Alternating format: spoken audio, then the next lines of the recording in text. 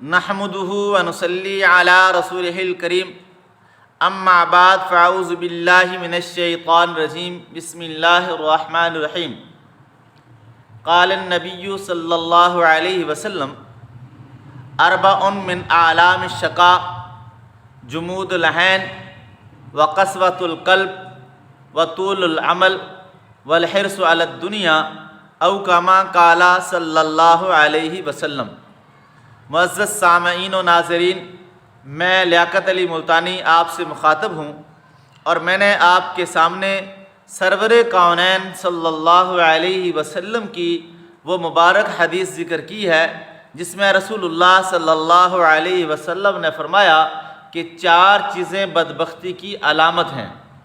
پہلا فرمایا جمود العین، آنکھوں کا خشک ہونا،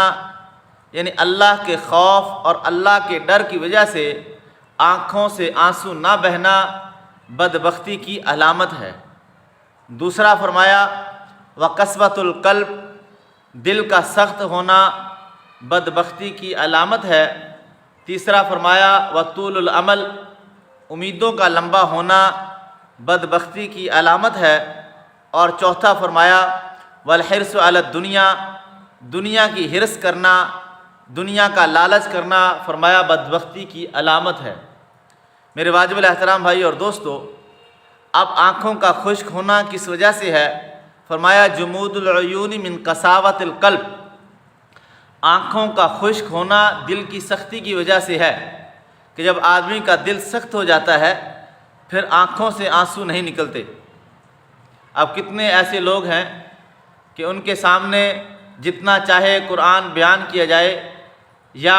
جتنا چاہے ان کے سامنے آخرت کا تذکرہ کیا جائے اور ان کو جتنا چاہے اللہ تعالیٰ سے ڈرایا جائے،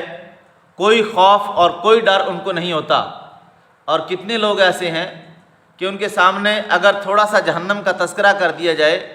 یا کسی آدمی کو کسی پریشانی یا مصیبت کے اندر دیکھ لیں تو دیکھ کر ان کی آنکھوں سے آنسو جاری ہو جاتے ہیں۔ اور کتنے لوگ ایسے ہیں کہ کسی کو مصیبت اور پریشانی میں دیکھ کر بجائے آنکھوں سے آنسو بہنے کے مسکرانے لگ جاتے ہیں۔ تو آپ نے فرمایا جمود العیون من قساوۃ القلب، آنکھوں کا خشک ہونا دل کی سختی کی وجہ سے ہے کہ جب انسان کا دل سخت ہو جاتا ہے پھر آنکھوں سے آنسو نہیں نکلتے۔ فرمایا وقسوۃ القلب من کثرت الذنوب، اور دل سخت ہوتا ہے گناہوں کی کثرت کی وجہ سے کہ جب انسان کثرت سے گناہ کرتا ہے تو انسان کا دل سخت ہو جاتا ہے۔ اس لیے حدیث پاک میں آتا ہے جب آدمی گناہ کرتا ہے تو ایک سیاہ نقطہ اس کے دل پر لگا دیا جاتا ہے، پھر گناہ کرتا ہے پھر سیاہ نقطہ اس کے دل پر لگا دیا جاتا ہے۔ جس طرح یہ گناہ کرتا جاتا ہے اسی طرح اس کے دل پر سیاہ نقطے لگتے چلے جاتے ہیں۔ تو اس لیے فرمایا کہ دل کا سخت ہونا وقسوۃ القلب من کثرت الذنوب، گناہوں کی کثرت کی وجہ سے ہوتا ہے۔ اس لیے حدیث پاک میں آتا ہے کہ مومن کے لیے گناہ ایسے ہے کہ جیسے اس کے سر کے اوپر کوئی پہاڑ رکھ دیا جائے، یعنی اس طرح مومن محسوس کرتا ہے کہ اگر مومن سے کسی موقع پر کوئی خطا یا غلطی ہو جائے تو وہ اپنی طبیعت پر اتنا بوجھ محسوس کرتا ہے کہ جیسا کہ بھاری چٹان اس کے اوپر گرنے والی ہو، یعنی اس کے دل میں خوف ہوتا ہے کہ کسی طریقے سے جو یہ میں نے گناہ کیا ہے یہ میرا معاف ہو جائے۔ اور فرمایا فاسق کے لیے گناہ ایسے ہے کہ جیسے ایک مکھی بیٹھی تھی اور اس کو اڑا دیا، یعنی فاسق کے لیے گناہ کر کے اسے اس گناہ کی کوئی پرواہ نہیں ہوتی۔ تو فرمایا وقسوۃ القلب من کثرت الذنوب، اور دل سخت ہوتا ہے گناہوں کی کثرت کی وجہ سے۔ وکثرت الذنوب من نسیان الموت، اور آدمی گناہ کثرت سے اس وقت کرتا ہے جب آدمی موت کو بھول جاتا ہے۔ جب آدمی کے سامنے موت نہ ہو تو یہ آدمی گناہ جو ہے کثرت سے کرے گا۔ اب جس آدمی کے سامنے ہر وقت موت ہو کہ بھی میں نے مرنا ہے اور ہو سکتا ہے کہ میں آج ہی مر جاؤں اور اللہ تعالیٰ کے حضور میں نے پیش ہونا ہے اور اپنے ایک ایک بول کا اور اپنے ایک ایک عمل کا حساب دینا ہے، تو یہ شخص جو ہے گناہ سے اپنے آپ کو بچائے گا۔ تو فرمایا وکثرت الذنوب من نسیان الموت، گناہ انسان کثرت سے اس وقت کرتا ہے جب آدمی موت کو بھول جاتا ہے۔ ونسیان الموت من طول العمل، اور موت کو انسان اس وقت بھولتا ہے جب اس کی امیدیں لمبی ہو جاتی ہیں، کہ اب یہ کروں گا، اب ایک دکان ہے پھر 2 دکانیں ہو جائیں گی، پھر 3 دکانیں ہو جائیں گی، اب مہینے کا 50,000 کماتا ہوں، پھر 60,000 کماؤں گا، پھر 1,00,000 کماؤں گا، پھر جو ہے اب یہ چھوٹا گھر ہے پھر بڑا گھر لے لوں گا، اب چھوٹی گاڑی ہے پھر بڑی گاڑی لے لوں گا، اور پھر جو ہے میں ایک مالدار آدمی بن جاؤں گا۔ جب یہ امیدیں لمبی ہو جاتی ہیں آدمی موت کو بھول جاتا ہے۔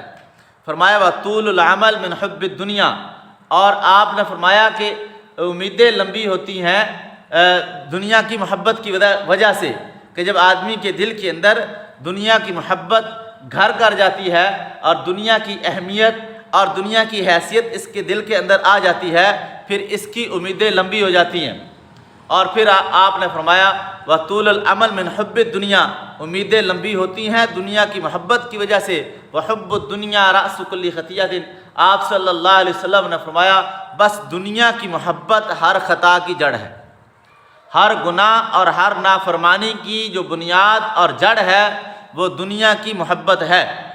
اور رسول پاک صلی اللہ علیہ وسلم نے فرمایا کہ اگر اللہ تعالیٰ کے ہاں اس ساری کائنات کی قیمت ایک مچھر کے پر کے برابر ہوتی، لو کانت الدنیا تعدل عند اللہ جناح بعوضہ، کہ اگر اس ساری کائنات کی قیمت اللہ تعالیٰ کے ہاں ایک مچھر کے پر کے برابر ہوتی تو اللہ تعالیٰ ما سقا کافرا منہا شربۃ ماء، تو اللہ تعالیٰ کسی کافر کو ایک گھونٹ بھی پانی کا نہ دیتے۔ تو اللہ تعالیٰ کے ہاں اس ساری کائنات کی قیمت ایک مچھر کے پر سے بھی کم ہے۔ اور سورہ زخرف کے اندر اللہ تعالیٰ فرماتے ہیں کہ لولا ان یکون الناس امۃ واحدۃ لجعلنا لمن یکفر بالرحمن لبیوتہم سقفا من فضہ ومعارج علیہا یظہرون، کہ اگر یہ بات نہ ہوتی کہ تمام لوگ ایک جماعت بن جائیں گے، یعنی تمام لوگ کافر ہو جائیں گے، تو ہم کافروں کو اتنی دنیا دیتے کہ ان کی چھتیں چاندی کی ہوتیں اور ان کی سیڑھیاں بھی چاندی کی ہوتیں۔ لِبِيُوتِهِمْ أَبْوَابًا وَسُرُرٌ عَلَيْهَا يَتَّكِئُونَ زُخْرُفًا، اور ان کے گھروں کے دروازے وہ سونے کے ہوتے اور ان کے بیڈ جن پر یہ تکیے لگاتے ہیں وہ بھی سونے کے ہوتے۔ تو ہم کافروں کو اتنی دنیا دیتے، لیکن ہم نے کافروں کو اتنی دنیا اس لیے نہیں دی کہ کہیں ایمان والے ایمان سے نہ پھر جائیں۔ تو میرے واجب الاحترام بھائی اور دوستو، اللہ تعالیٰ کے ہاں اس دنیا کی کوئی قیمت اور کوئی حیثیت نہیں ہے۔ اور اللہ تعالیٰ نے قرآن پاک میں یہ ارشاد فرمایا بل تؤثرون الحیات الدنیا والآخرۃ خیر وابقیٰ ان ھذا لفی الصحف الاولی صحف ابراہیم وموسیٰ، کہ تم دنیا کی زندگی کو ترجیح دیتے ہو اور آخرت کی زندگی دنیا کی زندگی سے بہت بہتر ہے، اور وہ ابقیٰ وہ ہمیشہ کے لیے ہے۔ ان ھذا لفی الصحف الاولی صحف ابراہیم وموسیٰ، یہ بات ہم نے پہلے صحیفوں میں بھی درج کی تھی کہ دنیا کی جو زندگی ہے آخرت کی زندگی کے مقابلے میں کچھ نہیں ہے، آخرت کی زندگی ہمیشہ ہمیشہ کی زندگی ہے۔ یہ بات ہم نے ابراہیم علیہ السلام کے صحیفوں میں اور موسیٰ علیہ السلام کے صحیفوں میں بھی درج کی تھی کہ آخرت کی زندگی دنیا کی زندگی سے بہت بہتر ہے، اور دنیا کی محبت ہر خطا اور ہر گناہ کی جڑ ہے۔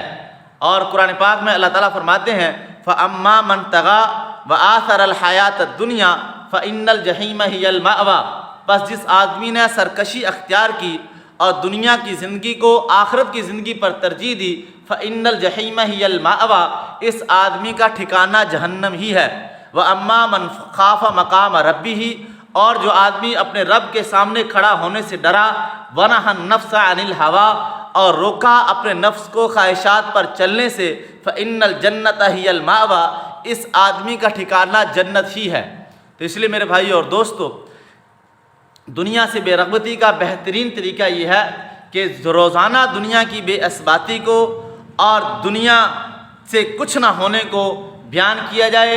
اور آخرت کی نعمتوں کو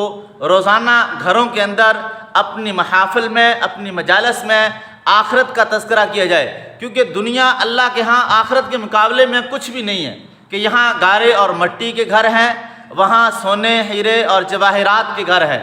اور وہاں پر سڑکیں ہیرے اور جواہرات کی ہیں، اور انہار من مائن وہاں پانی کی نہریں ہیں، انہار من عسل وہاں شہد کی نہریں ہیں، انہار من خمر وہاں شراب کی نہریں ہیں، انہار من لبن وہاں دودھ کی نہریں ہیں۔ یعنی وہ جو زندگی موت کے بعد والی ہے اور جو آخرت کی زندگی ہے وہ ہمیشہ ہمیشہ کی ہے اور نعمتوں والی ہے۔ تو اللہ تعالیٰ سے دعا ہے کہ اللہ تعالیٰ ہم سب کو آخرت کی فکر اور آخرت کی تیاری کرنے کی توفیق نصیب فرمائے۔ وآخر دعوانا ان الحمد للہ رب العالمین۔